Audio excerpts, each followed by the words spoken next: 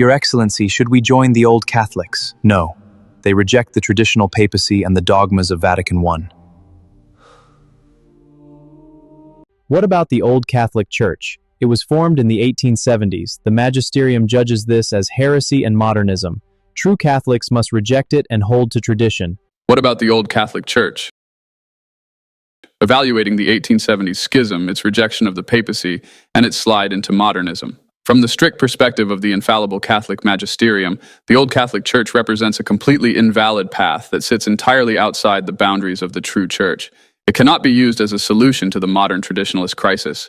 To understand why, we have to look directly at what the Old Catholic movement is, what the Magisterium says about it, and why a Sedeprivationist or traditional Catholic must completely avoid it. What is the Old Catholic Church? The Old Catholic Church was formed in the 1870s by a group of German, Austrian, and Swiss theologians, most notably Ignaz von Döllinger, who aggressively rejected the infallible dogmatic definitions of the First Vatican Council. When Vatican I defined the dogmas of papal infallibility and the Pope's universal jurisdiction, these men refused to submit to the Magisterium. They broke away from Rome, allied themselves with the older schismatic Church of Utrecht in the Netherlands, and formed their own independent hierarchy, claiming they were preserving the old faith before Vatican I. The judgment of the Magisterium on Old Catholicism. When measured against defined Catholic dogma, the Old Catholic Church fails fundamentally on two primary counts: heresy against the papacy and apostasy into secular modernism. Old Catholics? Old in name, modern in doctrine.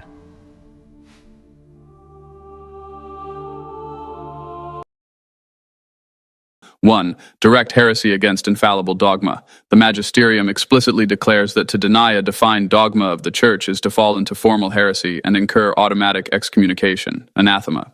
The infallible decree on papal infallibility, Vatican I, Pastor Aeternus.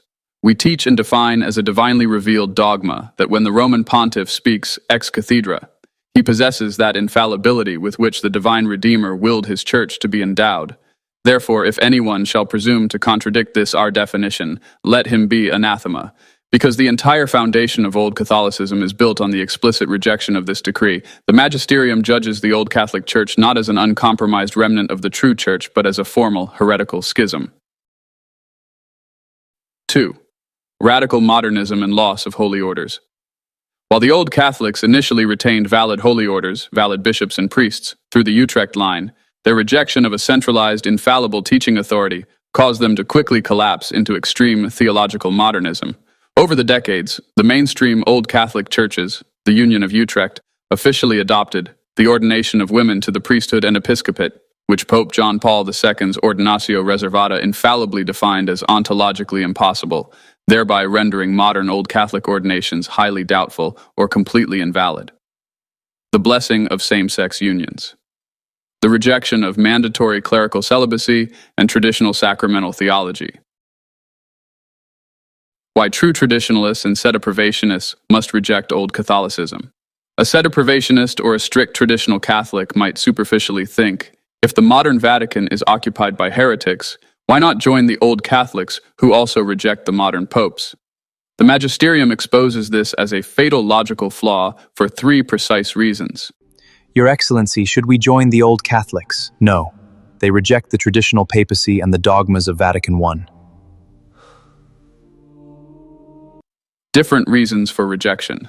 A Sedeprivationist rejects the modern Vatican occupants because he defends the traditional papacy and dogmas of Vatican I, arguing that the modern claimants are too modernist to hold the office.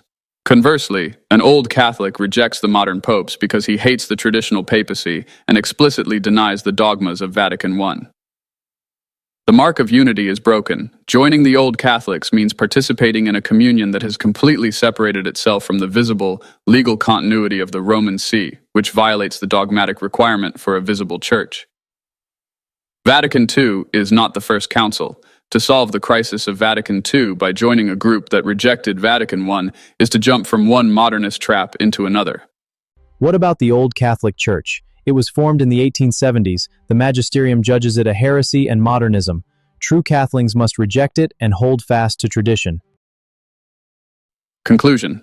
The Old Catholic Church is an anti-papal, non-Roman schism that has embraced the exact same moral and theological modernism that traditionalists are trying to escape. According to the Magisterium, associating with old Catholic groups is a mortal sin against the faith.